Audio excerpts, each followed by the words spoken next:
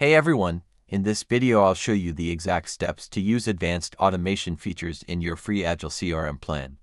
First, open a workflow in automation. After your trigger, click Add Action.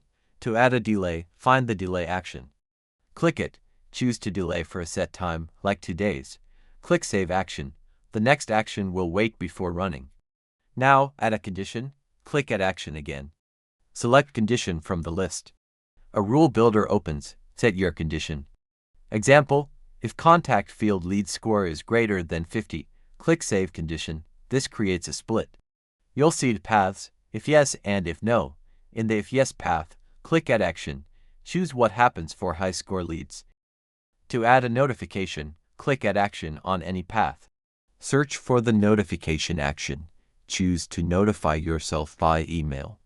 Type your message and click Save Action. Remember, the free plan has limits: 5 active workflows, 1,000 monthly actions.